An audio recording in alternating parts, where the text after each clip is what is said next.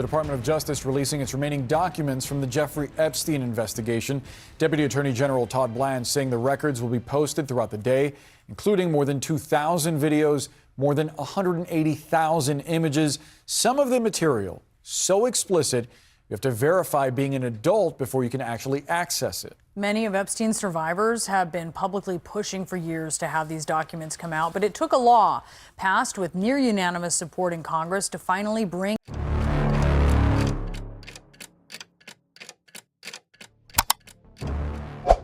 El viernes, a última hora de la tarde, en el Salón Oval, Donald Trump se presentó ante la prensa para comentar algo que, oficialmente, debería haber sido solo un trámite burocrático. Horas antes, el Departamento de Justicia había liberado alrededor de 3 millones de páginas relacionadas con los archivos de Jeffrey Epstein. El anuncio se había tratado como una etapa inicial de un proceso mayor, incompleto y aún sujeto a revisión.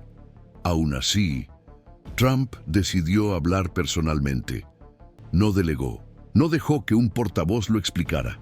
Él mismo ocupó el centro del escenario.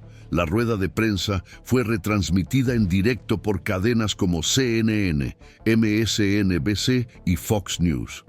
Al principio, el ambiente parecía controlado. Preguntas técnicas, referencias vagas al volumen de documentos. Aún no había una lectura consolidada, pero bastaron unos minutos para que quedara claro que no se trataba de una actualización institucional común. Trump no habló como alguien que comentaba una decisión del Departamento de Justicia. Habló como alguien que se sentía personalmente acorralado por ella. En lugar de explicar lo que se había divulgado, Trump comenzó a afirmar repetidamente que los archivos no tenían nada sobre él. Dijo que se sentía reivindicado. Dijo que el Departamento de Justicia estaba perdiendo el tiempo. Dijo que el caso Epstein debía cerrarse para que la institución pudiera ocuparse de cosas más importantes. Todo ello antes de que ningún periodista hubiera tenido tiempo de analizar el contenido divulgado, antes de que se dispusiera de ningún inventario público, antes de que hubiera un consenso mínimo sobre lo que de hecho había dentro de esos 3 millones de páginas. En un momento específico de la rueda de prensa, Trump decidió nombrar a quienes, según él, aparecían en los documentos. Mencionó a Bill Clinton, mencionó a Bill Gates, habló de otras personas, pero insistió más de una vez en que su nombre no aparecía de forma relevante. La afirmación sonó extraña para quienes llevan años siguiendo el caso. Los informes judiciales, las declaraciones y los registros del FBI ya habían señalado miles de referencias al nombre de Trump en documentos relacionados con Epstein. Aún así, allí, en el Salón Oval, hablaba como si el asunto estuviera zanjado. El tono pasó de defensivo a algo más errático cuando Trump introdujo una nueva historia. Dijo que Jeffrey Epstein habría conspirado contra él junto con el periodista Michael Wolff. No presentó documentos, no citó fechas específicas. Solo afirmó que Epstein y Wolff habrían trabajado juntos para perjudicarlo políticamente y ayudarlo a perder las elecciones. La frase fue dicha con naturalidad, casi como un detalle secundario. Pero el peso institucional de la afirmación era enorme. Un presidente acusando a un criminal muerto y a un periodista activo de conspiración política dentro de la Casa Blanca sin presentar ninguna prueba. La situación se volvió aún más reveladora cuando un periodista le preguntó por Trevor Noah. La noche anterior, durante la ceremonia de los Grammy, retransmitida por la CBS, Noah había hecho una broma sobre figuras poderosas relacionadas con el universo de Epstein. Nada fuera de lo normal en una entrega de premios que históricamente utiliza el humor político. Trump, sin embargo, reaccionó como si estuviera siendo acusado formalmente. Dijo que nunca había estado en la isla de Epstein. Llamó a Noah presentador mediocre. comparó su actuación en los Grammy con la de Jimmy Kimmel en otras ocasiones. En medio de la respuesta, se refirió a Epstein como Jeff. Este detalle pasó casi desapercibido en ese momento, pero llamó la atención después. Trump rara vez utiliza diminutivos o apodos cuando quiere marcar distancia. En esa respuesta, el nombre salió con una intimidad automática. Jeff, no Epstein, no ese tipo. Jeff. Para quienes han visto docenas de ruedas de prensa, entrevistas y discursos, el desliz sonó menos como una estrategia y más como un hábito. Después de la rueda de prensa, Trump no se echó atrás. Al contrario, a lo largo del día, publicó una serie de mensajes en sus redes sociales. Reafirmó que no era amigo de Epstein. Dijo que los demócratas estaban utilizando el caso como arma política. Afirmó que casi todos los implicados eran demócratas y donantes del partido. Volvió a repetir que nunca había estado en la isla. Ninguna de estas publicaciones hacía referencia directa al contenido de los documentos. Era una defensa preventiva, construida más en el ataque que en la explicación. Mientras tanto, los periodistas comenzaron a hacer lo que normalmente se hace después de una divulgación de este tipo: contar páginas, comparar versiones, cruzar referencias. Y una pregunta sencilla comenzó a circular con más fuerza que cualquier acusación directa. Si se habían liberado 3 millones de páginas, ¿dónde estaba el resto?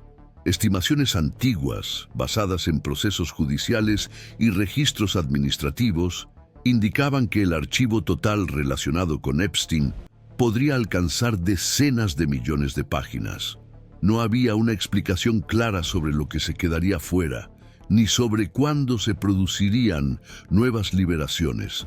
Fue en ese momento cuando el episodio dejó de ser solo una rueda de prensa confusa y pasó a incomodar a las instituciones. Al declarar que el Departamento de Justicia debía seguir adelante, Trump no solo se estaba defendiendo.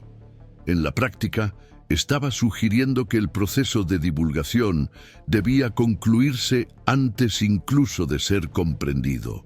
No como una orden formal, sino como una señal política emitida desde el lugar más poderoso del país. Nada de esto ocurrió en el vacío. El discurso en el Salón Oval, la reacción a los Grammy, las publicaciones en las redes sociales y la falta de claridad sobre el resto de los documentos formaron una secuencia difícil de ignorar. No porque apuntaran a un resultado específico, sino porque revelaban un malestar visible con la propia existencia del proceso. El impacto del episodio no se limitó a lo que se dijo en esa sala. Comenzó allí, pero rápidamente se extendió hacia afuera, creando un ruido institucional que aún estaba lejos de disiparse. A medida que pasaban las horas y el contenido de la rueda de prensa comenzaba a analizarse fuera del circuito inmediato de los titulares, el foco dejó de estar solo en el comportamiento de Donald Trump y pasó a recaer en lo que estaba sucediendo, de hecho, dentro de las instituciones. Ya no era una discusión sobre estilo o retórica. Lo que comenzó a llamar la atención fue la forma en que diferentes engranajes del sistema parecían estar siendo empujados hacia la misma zona de fricción, incluso sin una coordinación explícita. El Departamento de Justicia, por ejemplo, nunca presentó la liberación de los 3 millones de documentos como un acto concluyente. Al contrario, en comunicados técnicos, el organismo indicó que se trataba solo de una etapa inicial, resultado de revisiones internas aún en curso. El problema es que ese mensaje institucional quedó completamente eclipsado por la intervención directa del presidente. Cuando Trump dice públicamente que el Departamento de Justicia debería seguir adelante, no solo está emitiendo una opinión. Está alterando el entorno en el que operan los fiscales, los funcionarios y los analistas jurídicos, aunque no se dé ninguna instrucción formal. Es en este punto donde el contexto legal comienza a pesar. La llamada Ley de Transparencia Epstein, aprobada tras años de presión pública y articulada por parlamentarios de distintos espectros como Thomas Massie y Ro Khanna, fue concebida precisamente para evitar decisiones opacas y divulgaciones selectivas. La idea central de la ley era simple en teoría, pero difícil en la práctica.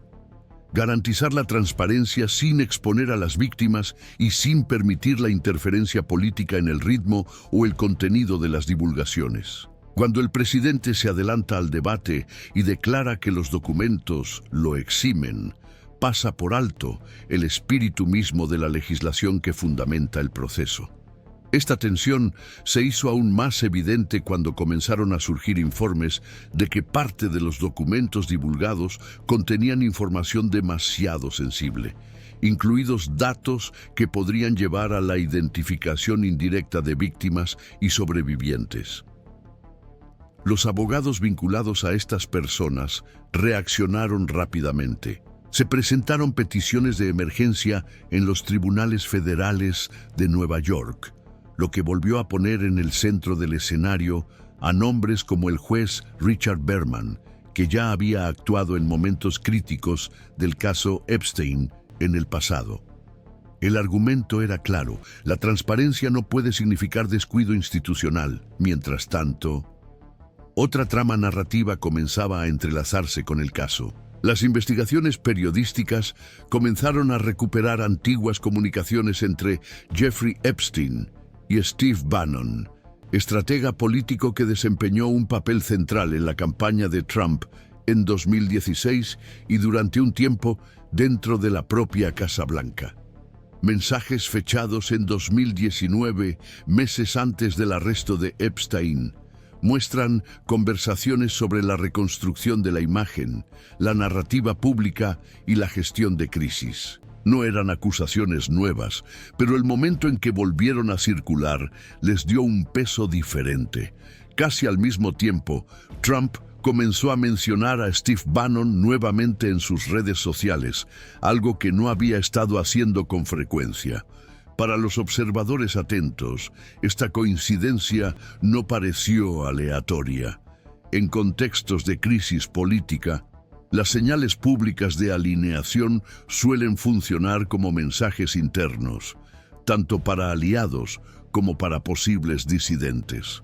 Nada de esto prueba que haya habido coordinación, pero ayuda a entender por qué el ambiente institucional se volvió más tenso a medida que reaparecían diferentes piezas del pasado. La participación indirecta de los medios de entretenimiento en este escenario tampoco puede ignorarse. La broma de Trevor Noah en los Grammy, transmitida por la CBS, cobró un peso que nunca habría tenido por sí sola. Al reaccionar como lo hizo, Trump terminó insertando un evento cultural en un debate jurídico y político de alta sensibilidad. Esto amplió el alcance de la controversia e hizo que públicos que normalmente no siguen las decisiones del Departamento de Justicia comenzaran a discutir el caso Epstein a partir de una entrega de premios musicales. Esta mezcla de esferas creó un efecto curioso. Para algunos sectores del establishment jurídico, el mayor riesgo no estaba en el contenido específico de los documentos, sino en la erosión gradual de las fronteras institucionales. Cuando el presidente comenta investigaciones, reacciona a chistes televisivos, ataca a parlamentarios involucrados en la legislación y sugiere el cierre de procesos aún en curso, todo ello en el mismo arco temporal, el sistema pasa a funcionar bajo un ruido constante. Hacia el final de esta secuencia de acontecimientos, otro elemento contribuyó a la sensación de convergencia institucional. Trump volvió a atacar públicamente a Thomas Massie, uno de los coautores de la ley de transparencia Epstein, utilizando argumentos personales y políticos que poco tenían que ver con el mérito de la ley. Para muchos analistas, este ataque no era solo retórico. Era una señal de que el proceso de transparencia, aunque aprobado por el Congreso, seguía siendo visto como una molestia directa para el Poder Ejecutivo. El resultado fue un escenario en el que ninguna institución parecía actuar de forma aislada. El Departamento de Justicia se enfrentaba a una presión política implícita. El Poder Judicial recibía solicitudes de emergencia para contener los daños colaterales. El Congreso veía cómo sus propios autores de la legislación eran atacados. Los medios de comunicación mezclaban entretenimiento, investigación y cobertura política en tiempo real. Todo ello sin que, hasta ese momento, hubiera una decisión definitiva o un camino claramente trazado. Es precisamente por esta razón que seguir este tipo de episodios de forma continua marca la diferencia. No se trata de buscar un momento decisivo único, sino de comprender cómo cada movimiento altera el equilibrio del conjunto. En contextos como este, la comprensión no proviene de un documento aislado o de un discurso específico, sino de la observación persistente de cómo reaccionan las instituciones cuando se ven sometidas simultáneamente a presiones políticas, mediáticas y jurídicas.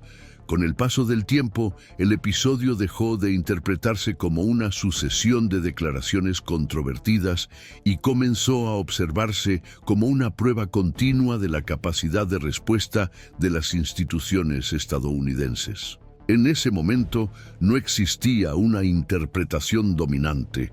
El ambiente estaba marcado por análisis concurrentes que, aunque se basaban en los mismos hechos verificables, conducían a evaluaciones provisionales distintas.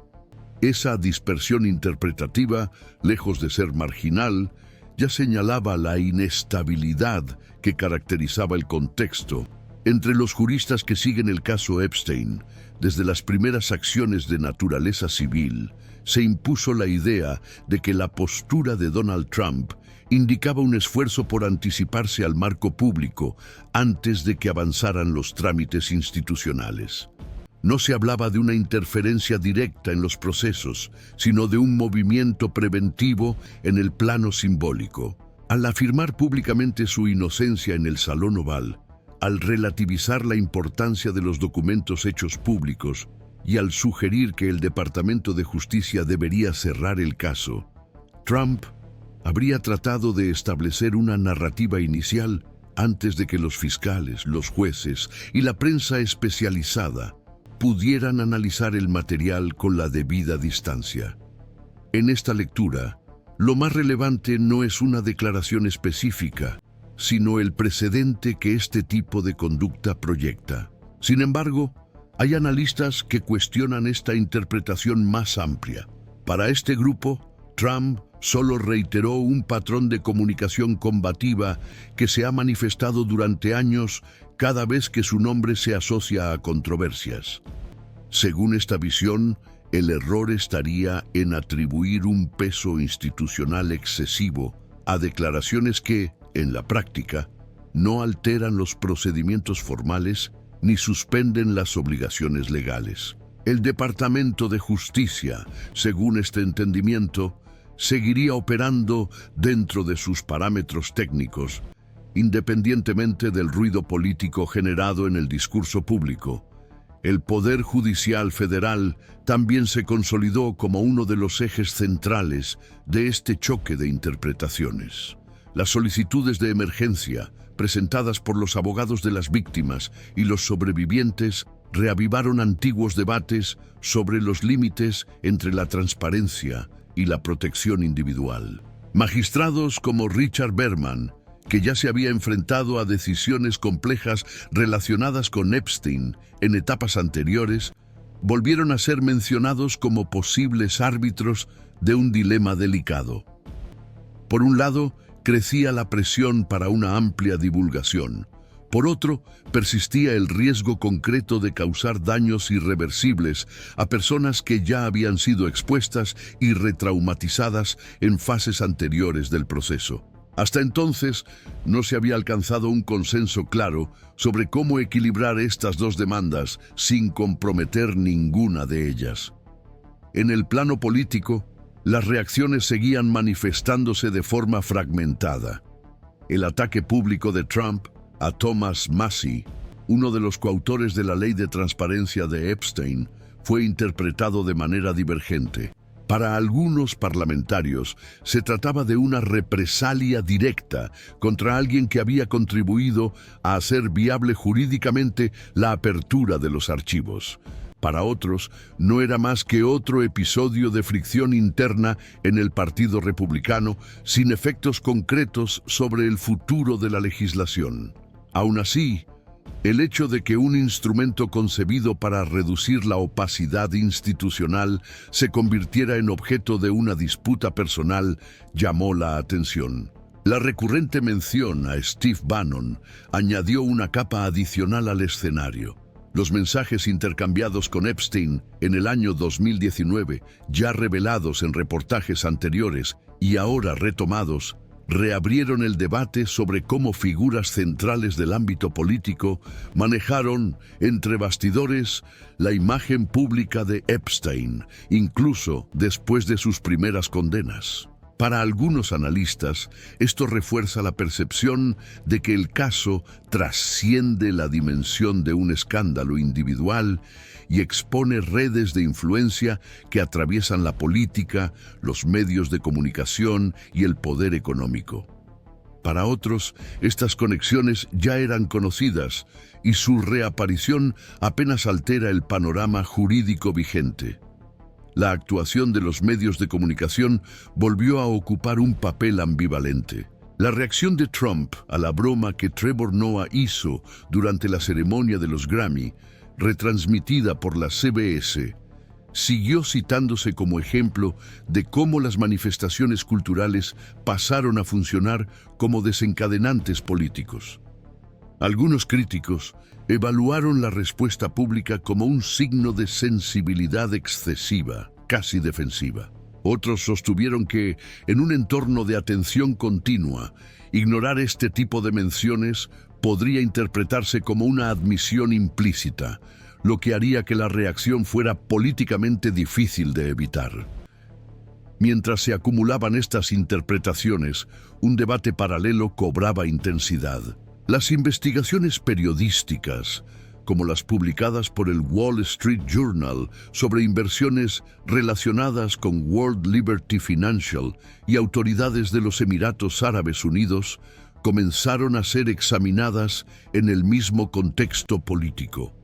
El nombre de Tahnoun bin Zayed surgió en este contexto, ampliando los debates sobre posibles conflictos de intereses y sobre la permeabilidad entre las decisiones estatales y los intereses privados. Trump afirmó no tener conocimiento directo de estas operaciones, atribuyendo su gestión a miembros de su familia, pero esta explicación no fue suficiente para poner fin al debate público. Lo que hacía que el escenario fuera particularmente volátil era la ausencia de un desenlace claramente definido. No había un calendario definido para nuevas divulgaciones de documentos. No había claridad sobre la extensión del material que aún se mantenía en secreto. Tampoco había una decisión judicial definitiva sobre las solicitudes de contención presentadas por los abogados de las víctimas. Además, seguía sin estar claro cómo reaccionaría, en última instancia, el Departamento de Justicia ante la presión política implícita. Cada actor parecía actuar según su propia lógica institucional, sin coordinación explícita, pero influenciado por el mismo campo de fuerzas. En opinión de los analistas institucionales, es precisamente en momentos como este, cuando los sistemas democráticos revelan simultáneamente sus fragilidades y sus mecanismos de contención. No a través de rupturas abruptas, sino mediante una sucesión de tensiones graduales que ponen a prueba las normas, los procedimientos y las costumbres. En esa etapa, el caso Epstein funcionaba menos como un proceso cerrado y más como un espejo incómodo, que reflejaba la forma en que el poder, la memoria institucional y la disputa política permanecen entrelazados de una manera difícil de separar. Nada indicaba que el debate estuviera cerca de su fin. Al contrario, La posibilidad de que surgieran nuevos documentos, de que las decisiones judiciales alteraran el ritmo del proceso y de que nuevas declaraciones desviaran de nuevo la atención pública, seguía abierta. En contextos como este, comprender lo que está en juego exige algo más que seguir un episodio aislado. Exige prestar atención a la continuidad, a los giros inesperados y a las acumulaciones que se construyen a lo largo del tiempo. Es en este seguimiento atento y prolongado donde los desarrollos institucionales comienzan gradualmente a cobrar coherencia.